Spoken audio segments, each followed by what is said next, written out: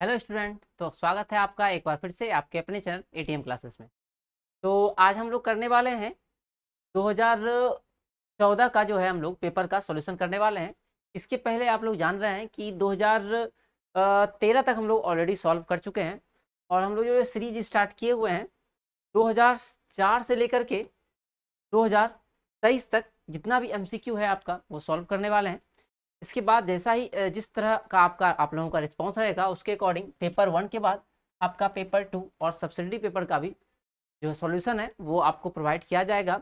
और साथ ही साथ अगर आप चाहेंगे तो आपको जो लॉन्ग क्वेश्चन आंसर है उसका भी कंटेंट उपलब्ध कराया जाएगा। हालांकि हर बार आपको जो है सजेशन एग्जाम्स पहले इस चैनल से हर साल मिलता है और आपको हेल्प जरूर होता होगा। तो अगर आप न्यू हैं तो आप इसको सब्सक्राइब कर सकते हैं क्योंकि आगे भी ये चैनल आपको काम आने ही वाला है। Let R be a relation on the set of natural number. ठीक है, आपके पास ये है 2014 का। ठीक है, आपके पास दिया हुआ है एक आर रिलेशन है जो कि सेट ऑफ नेचुरल नंबर में है। n is r related to m if n is a factor of n। m कह रहा है n जो है m का फैक्टर है। तो ये जो रिलेशन है वो क्या है आपको चेक करना है। ये रिफ्लेक्सिव है कि नहीं, सिमेट्रिक है कि नहीं, ट्रांजिटिव है कि नहीं। और अगर ये तीनों हो जाएगा तो ऑब्वियसली वो क्या हो जाएगा, इक्विवेलेंस रिलेशन हो जाएगा। ठीक है, इन चारों के लिए हम लोग को चेक करना है। सबसे पहले हम लोग आते हैं रिफ्लेक्सिव रिलेशन में।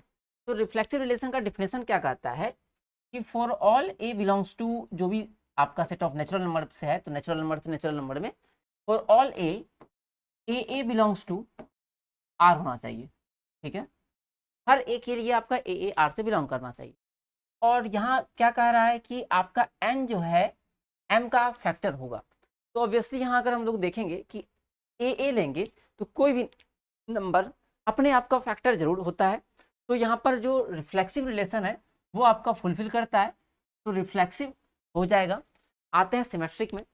तो सिमेट्रिक का डिफिनेशन होता है if a b belongs to R imply b a belongs to R. ठीक है, अगर ए बी है तो बी ए निश्चित रूप से होना चाहिए। तो ए बी है इसका मतलब क्या हुआ, A is factor of B. But इसका उल्टा अगर बी ए, अगर ए बी का फैक्टर है तो बी ए का फैक्टर कैसे होगा, इसका उल्टा सही नहीं होगा। जैसे एग्जांपल के थ्रू आप चेक कर सकते हैं, n is factor of m, that is 2 is factor of 8 suppose करते हैं, मतलब कि 2 और 8 बिलोंग कर रहा है मेरा r में। लेकिन इसका उल्टा अगर करेंगे 8 और 2 ये बिलोंग नहीं करेगा क्योंकि जो 8 है 8 is not a factor of 2। ठीक है, इसलिए क्या होगा, आपका सिमेट्रिक रिलेशन नहीं होगा। ट्रांजिटिव के लिए चेक करते हैं, पहले इसका डिफिनेशन रिकॉल करते हैं। ए बी और, अगर ए बी और बी ए कहते हैं बी सी, अगर ए बी और बी सी है, ठीक है, तो हम लोग क्या खोजेंगे, ए सी भी आर में होना चाहिए। अगर ये दोनों रिलेशन में है ए बी बी सी तो ए और सी रिलेशन में होना चाहिए।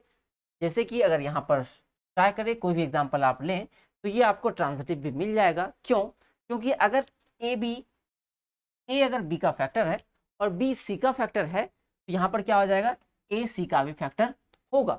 फॉर एग्जाम्पल सपोज करते हैं एक एलिमेंट लेते हैं 2 और 4। ठीक है, 2 इज अ फैक्टर ऑफ 4 इसलिए 2 4 बिलोंग करेगा। और एक लेते हैं 4 और 12, तो 4 12 का फैक्टर है इसलिए ये भी बिलोंग करेगा, है ना। ये हम लोग लिए ए बी और बी सी। अब चेक करते हैं ए सी बिलोंग करता है कि नहीं, 2 और 12। तो यहाँ आप देख पा रहे होंगे 2 इज अ फैक्टर ऑफ 12। इसका मतलब क्या हुआ कि आपका ए सी बिलोंग करेगा चाहे कुछ भी आप एग्जाम्पल लेंगे। इसका मतलब मेरा रिलेशन जो है सिमेट्रिक नहीं हुआ, बाकी दोनों हो गया तो इक्विवेलेंस भी नहीं होगा। और ऑप्शन चेक कर लेते हैं, रिफ्लेक्सिव सिमेट्रिक खत्म हो जाएगा, ट्रांजिटिव सिमेट्रिक भी नहीं है, reflexive transitive but not symmetric. तो ऑप्शन नंबर जो सी है ये आपका करेक्ट आंसर हो जाएगा। पढ़ते हैं हम लोग क्वेश्चन नंबर 2 में। Let a is equal to 1 2 3 and b is equal to a b c d. आपके पास दो सेट दिया हुआ है, सेट a और सेट b, और एक फंक्शन दिया हुआ है 1a 2a 3d। और इसको हम लोग को चेक करना है कि ये इंजेक्टिव है, सर्जेक्टिव है, बाइजेक्टिव है ये आपका नन है। उससे पहले हम लोग जानते हैं इसका जो अदर नाम है, ठीक है। इसके पहले जो एग्जाम आया हुआ है हमेशा 1 1 ऑन 2 करके पूछा गया है, और इसको फिर इसका दो नाम होता है। इसको हम लोग कहते हैं इंजेक्टिव को 1 1 फंक्शन, सर्जेक्टिव को कहते हैं हम लोग ऑन 2 फंक्शन, और बाइजेक्टिव का मतलब होता है 1 1 ऑन 2, ठीक है। इसके अलावा भी कुछ फंक्शंस होता है, जैसे कि आपका हो गया मैनी वन, ठीक है। मैनी वन का मतलब होता है नॉट इंजेक्टिव, है ना, या नॉट 1 1। एक होता है आपका इनटू, इनटू का मतलब क्या होता है नॉट सर्जेक्टिव। नॉट सर्जेक्टिव मतलब क्या हो गया कि नॉट ऑन टू, ठीक है। तो इतना तरह का आपका 1 2 3 4 5 तरह का आपका रिलेशन है, सॉरी फंक्शंस है। तो अब हम लोग इसको एरो डायग्राम के थ्रू करेंगे सॉल्व। एरो डायग्राम करने से आपका बहुत ही आसानी रहता है करना।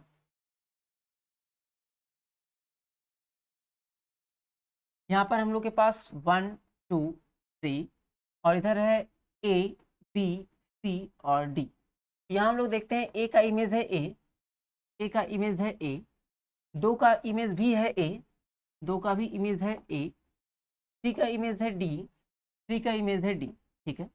तो 1 1 का डिफिनेशन क्या कहता है, कोई फंक्शन जो है 1 1 तभी होगा जब हर एलिमेंट का, जो डोमेन सेट में जितना भी आपके पास एलिमेंट है, सबका अपना अपना सिंगल इमेज होना चाहिए, ठीक है। लेकिन यहाँ हम लोग क्या देख रहे हैं कि एक का इमेज दो एक है और दो का भी इमेज ए है। मतलब क्या हो गया कि 1 1 का फंक्शन क्या कहता है, डिफिनेशन अगर आप देखें तो 1 1 का डिफिनेशन होता है कि एफ x1 और अगर एफ x2 दोनों बराबर हैं तो x1 बराबर x2 होना चाहिए। लेकिन यहाँ पर क्या है, आपका जो f1 है वो है a, f2 है वो भी है a, तो आपका f1 और f2 क्या हो गया, आपस में इक्वल हो गया। लेकिन 1 और 2 बराबर तो नहीं हुए इसके अंदर के एलिमेंट, जबकि डिफिनेशन तो ऐसा कहता है। तो यहाँ पर ये डिफिनेशन वायलेट कर रहा है, इसका मतलब ये फंक्शन जो है 1 1 तो नहीं होगा, ठीक है। 1 1 तो होने से रहा। अब ऑन टू के लिए चेक करते हैं, तो आपको पता होगा कि ऑन टू कब होता है, जबकि को डोमेन सेट और रेंज दोनों इक्वल हो जाए। यहाँ हम लोग क्या देख रहे हैं कि दो दो एलिमेंट बच रहा है जिसके पास कोई इमेज नहीं है, ठीक है। मतलब कि जो रेंज है वो सबसेट है कोडोमेन का, छोटा हो गया कोडोमेन से, इसका मतलब ये फंक्शन ऑन टू भी नहीं है। तो आपका ये सर्जेक्टिव वाला ऑप्शन भी कट जाएगा, और जब 1 1 ऑन टू नहीं है तो बाइजेक्टिव होने का सवाल ही पैदा नहीं होता है। आपके पास रह गया option number D correct answer, ठीक है। बाइजेक्टिव नहीं हुआ क्योंकि दोनों में से कुछ नहीं है, ठीक है। पढ़ते हैं क्वेश्चन नंबर 3 में। Every equation of even degree whose last term is negative has at least. कहता है कोई सा भी इक्वेशन जो कि इवन डिग्री है, जिसका डिग्री इवन है 2 4 6 इस तरह से, तो उसका जो है और लास्ट टर्म साथ में निगेटिव है, तो आपको बताना है कि हैज एटलीस्ट 1 रियल रूट होगा, इसके पास 2 रियल रूट होगा, 3 रियल रूट होगा, या नन ऑफ दीज इनमें से कोई नहीं होगा। तो इसका क्या होता है, जब भी आपके पास इवन डिग्री का इक्वेशन हो और लास्ट टर्म निगेटिव हो तो इसके पास 2 रियल रूट होता है, 2 रियल रूट होता है, जिसमें से एक होता है आपका पॉजिटिव रूट और दूसरा होता है, एक होता है आपके पास निगेटिव रूट, है ना। सब मिला के इसके पास 2 रियल रूट होता है। तो ऑप्शन नंबर जो बी है वो करेक्ट हो जाएगा।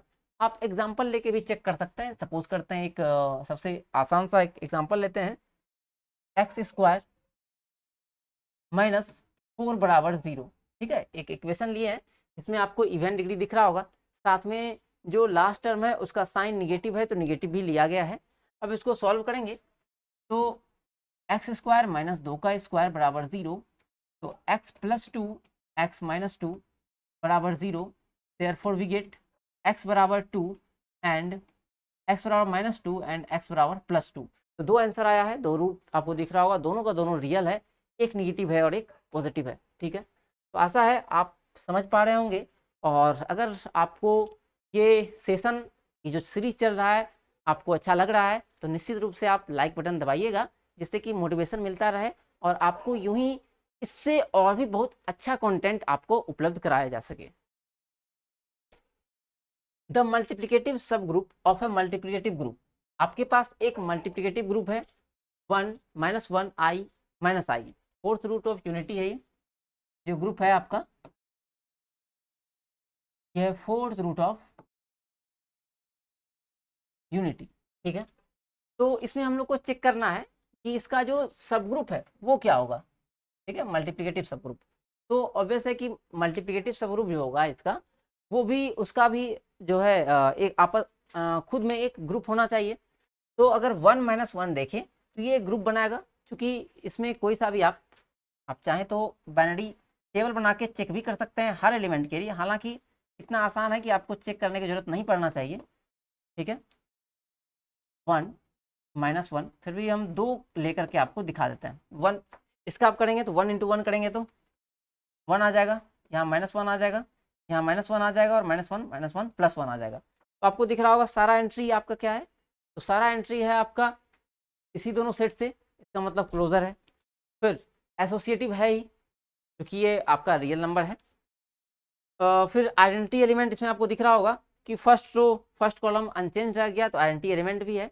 इन्वर्स एलिमेंट भी है, क्योंकि हर रो और हर कॉलम में एक आइडेंटिटी एलिमेंट आपको दिख रहा होगा, यहाँ पर इन्वर्स एलिमेंट भी है। इसका मतलब क्या हो गया कि ये आपका एक ग्रुप है, हालांकि ये एक अबेलियन ग्रुप भी है, लेकिन अबेलियन से फिलहाल मतलब नहीं है। तो ये आपका ऑप्शन नंबर ए सही हो जाएगा, बाकी सारा गलत हो जाएगा। कोई एक करके भी देख लेते हैं, जैसे सपोज करते हैं ये वाला लेते हैं। इसका अगर हम लोग बाइनरी टेबल बनाएं, i -i ऑपरेशन डिवाइन है इनटू, तो i इंटू आई होता है आपका i² दैट इज -1, फिर i इंटू आई -1, और एक माइनस के कारण ये हो गया +1, ये भी हो जाएगा आपका +1, और इधर आ जाएगा आपका -1, i² हो जाएगा +-1 हो जाएगा, ठीक। तो आपके पास जो भी एलिमेंट आया है वो इस सेट से है ही नहीं, तो क्लोजर प्रॉपर्टी यहाँ पर फुलफिल नहीं हो पा रहा है ना, तो ये क्या होगा, ग्रुप नहीं होगा। सिमिलरली यहाँ पर भी क्लोजर प्रॉपर्टी फुलफिल आपका नहीं होगा, ये आपका ग्रुप नहीं होगा, ये आई है आपका, ठीक है। तो आपका जो ऑप्शन नंबर ए है वो करेक्ट हो जाएगा। Question number 5, which one of the following is the characteristic of the ring of even integer, ठीक है। तो रिंग ऑफ इवन इंटीजर का कह रहा है कैरेक्टरिस्टिक क्या होगा, तो यहाँ हम लोग क्या हो जाएगा, ring of even integer characteristic हो जाएगा 0, ठीक है।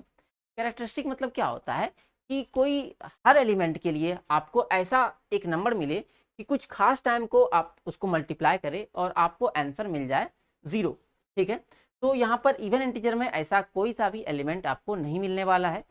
अगर सेट ऑफ इवन इंटीजर के जगह पर एग्जाम में आपके पास इंटीजर होता, ठीक है, ओनली इंटीजर लिखा होता, तो भी इसका जो कैरेक्टरिस्टिक होता, कैरेक्टरिस्टिक जो आपका होता ऑफ आर 0 होता।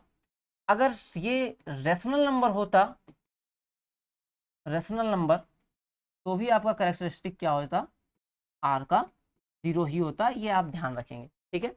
हाँ, एडिशन मॉडलो और मल्टीप्लिकेशन मॉडलो होता, तो वहां पर आपका अकॉर्डिंग टू सिचुएशन जो एलिमेंट होगा आपको निकालना पड़ेगा कि उसका कैरेक्टरिस्टिक क्या है, ठीक है। क्वेश्चन नंबर 6 में आते हैं हम लोग।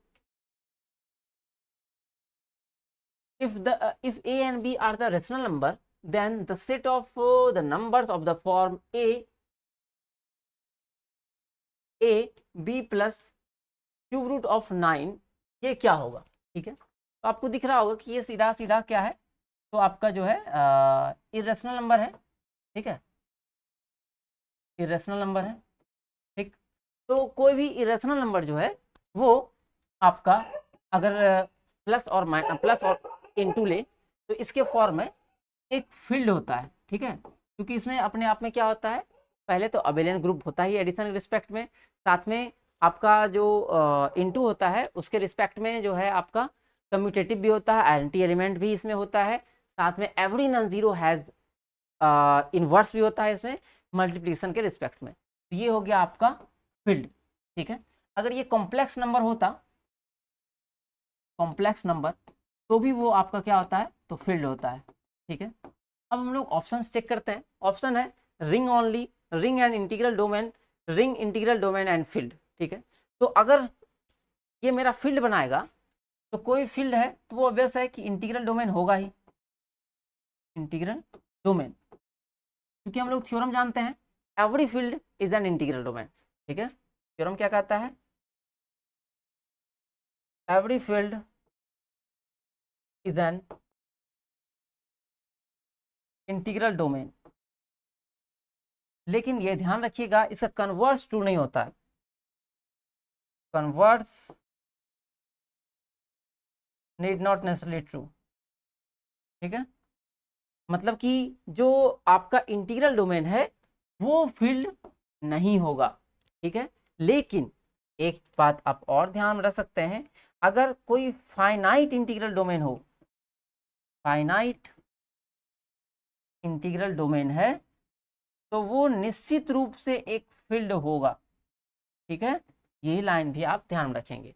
और कोई इंटीग्रल डोमेन है तो वो रिंग तो होना ही है ना, क्योंकि पहले तो रिंग होगा उसके बाद ही इंटीग्रल डोमेन या फील्ड हम लोग चेक करते हैं। तो हमारा आंसर क्या हो जाएगा? Option number C, ring, integral domain and field. ठीक है, तो आशा है आपको ये सीरीज अच्छा लग रहा होगा। The rank of the matrix this. ठीक है, इसका रैंक निकालना है। अगर सीरीज आपको पसंद आ रहा है, क्योंकि आपको सॉल्यूशन के साथ साथ उसका जो एक्स्ट्रा फैक्ट है वो भी यहाँ प्रोवाइड किया जा रहा है आपको, तो आप लाइक बटन जरूर दबा सकते हैं चाहे तो, अगर अच्छा लग रहा है। The rank of the matrix this कहता है इसका रैंक क्या होगा। तो हम लोग जानते हैं अगर 3x3 मैट्रिक्स है उसका डिटर्मिनेंट निकालेंगे, और ये अगर 0 के बराबर नहीं आता है तो इसका रैंक हो जाएगा 3।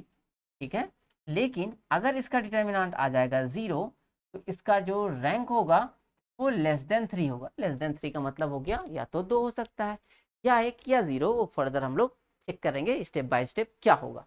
ठीक है, तो सबसे पहले हम लोग इसका निकालेंगे डिटर्मिनेंट। तो फर्स्ट रो के एल हम लोग ब्रेक करते हैं, तो 1 into 40 minus 42 minus 2 into 20 minus 21 plus 3 into 12 minus 12। तो यहाँ अगर आप देखेंगे तो यहाँ आ जाएगा आपके पास -2, यहाँ हो जाएगा +2, और यहाँ आ जाएगा 0। तो ओवरऑल आ गया 0। तो डिटर्मिनेंट ऑफ ए मेरा आ गया 0। तो जैसे डिटर्मिनेंट ऑफ ए 0 हो गया तो इसका रैंक 3 तो बिल्कुल नहीं होगा, मतलब ऑप्शन नंबर सी तो गया। ठीक है, अब चेक करेंगे कि इसका रैंक 2 हो सकता है कि नहीं।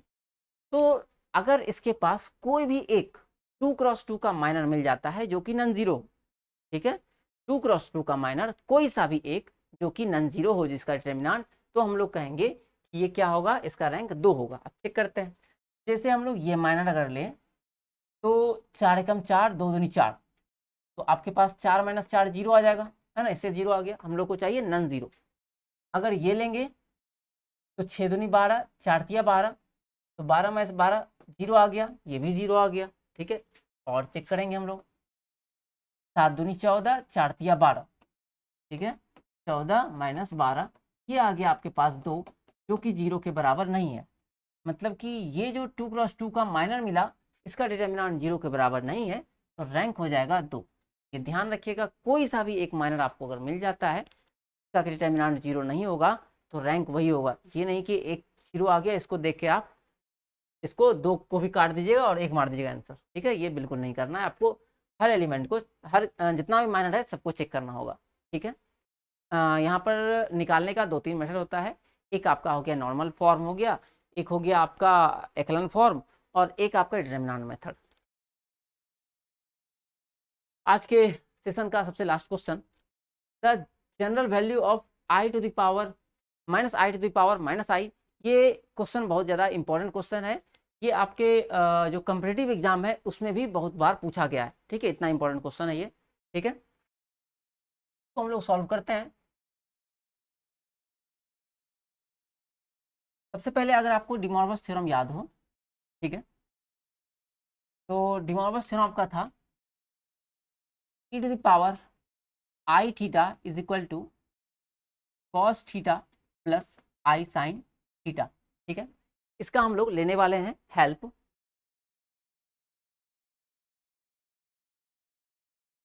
तो यहाँ आपके पास मिल जाएगा e टू द पावर, सबसे पहले माइनस आई को हम लोग लिख सकते हैं cos pi by 2 minus i sine pi by 2, क्योंकि कॉस पाई बाय 2 क्या होता है, तो कॉस पाई बाय 2 होता है कॉस 90 0, और साइन पाई बाय 2 क्या होता है, तो ये होता है 1, और ये हो गया माइनस, तो ये ओवरऑल क्या आ जाएगा, माइनस आई के बराबर आ जाएगा। ठीक है, अब यहाँ है डिमॉर्गन्स थ्योरम, ये अप्लाई करेंगे तो sine theta plus cos theta plus i sine theta होता है, तो हो जाता है e to the power i theta. तो यहाँ पर भी क्या है, थीटा के प्लेस पर है आपका पाई बाय 2, तो क्या हो जाएगा e to the power i pi by 2। ठीक है, अब इसमें क्या करेंगे हम लोग, अगर आपको याद हो तो इसका जो होता है आपका पीरियड होता है वो होता है ई टू द पावर 2 पाई आई, क्योंकि हम लोग को जो वैल्यू निकालना है वो जनरल वैल्यू निकालना है। आपके एग्जाम में जनरल वैल्यू भी आ सकता है, पार्टिकुलर भी आ सकता है। अगर पार्टिकुलर आएगा तब यहीं से आगे बढ़ेंगे, और अगर जनरल आएगा तो अभी हम लोग देखेंगे क्या करेंगे। इसमें आपको अपने मन से 1 से मल्टीप्लाई करना है। ठीक है, और 1 के प्लेस पर हम लोग लिखने वाले हैं ई to the power 2n pi I.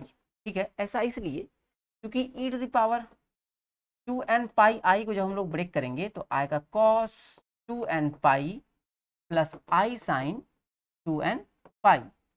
cos 2n पाई आपका होता है 1, और साइन 2 पाई आई होता है 0, मतलब कि 1 आएगा n के किसी भी वैल्यू के लिए। ठीक है, तो यहाँ पर इसकी जगह 1 के मल्टीप्लाई करेंगे कोई फर्क पड़ेगा नहीं, है ना, 1 की जगह पर इसको रख लिए।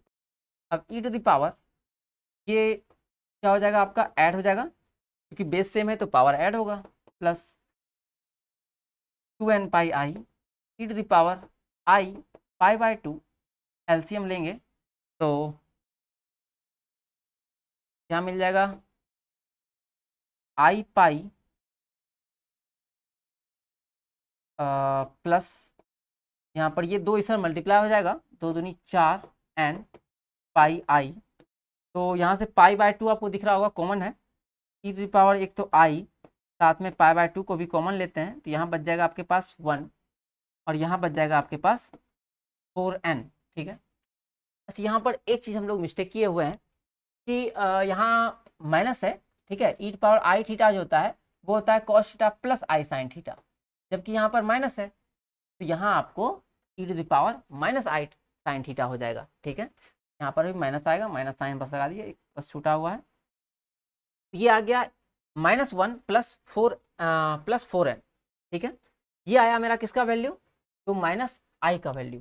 हम लोग को निकालना क्या है, माइनस आई के ऊपर आई। ठीक है, now minus i to the power minus i is equal to, तो माइनस आई का वैल्यू ये है ई पे power i pi by 2 4n -1 को पहले लिख लिए, उधर लिख लिए, और इस पूरे पर पावर कितना है, तो माइनस आई। अब ये दोनों मल्टीप्लाई हो जाएगा, तो आई और आई हो जाएगा आई का स्क्वायर, और आई का स्क्वायर होता है -1, और एक माइनस पहले से भी है, तो माइनस माइनस हो जाएगा +1, तो आपके पास आ जाएगा पाई बाय 2 4n -1, और यहाँ तो आ जाएगा +1 आ जाएगा। तो आपको ऑप्शन चेक कर लीजिए, e to the power pi by 2 4n -1, तो ये हो जाएगा option number A, correct answer हो जाएगा। ठीक है, हो सकता है कि आपके आगे आने वाले एग्जाम में आई टू द पावर आई पूछ लिया जाए कि ये क्या होगा। ठीक है, तो बड़े आसानी से हम लोग आई को लिखेंगे cos pi by 2 plus i sine pi by 2, तो ये बन जाएगा e to the power i pi by 2, फिर इसमें मल्टीप्लाई उसी तरह से हम लोग कर लेंगे ई to the power 2n pi आई, इसको जब ऐड करेंगे तो आपको मिलेगा आई पाई बाय 2 1 + 4n इस बार मिलेगा, है ना, 1 + 4n, जो कि मिस्टेक्स हम लोग पिछले बार ही लिखे हुए थे। ये हो गया, तो ये हो गया आई का वैल्यू। नाउ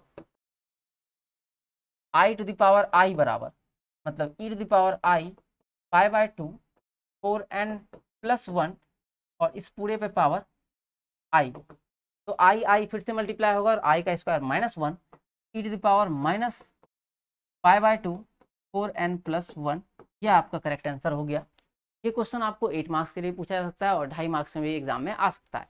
आप दोनों को ध्यान रखिएगा, और अगर आप कुछ कम्पिटिटिव एग्जाम का आगे तैयारी कर रहे हैं जिसमें कि हायर मैथमेटिक्स आता है, तो उसमें भी आपको जो है ये क्वेश्चन जो है बहुत बार पूछा गया है, बहुत इंपॉर्टेंट क्वेश्चन है, दोनों का दोनों, ये भी और पिछला वाला जो हम लोग किए -i⁻⁻i वो भी।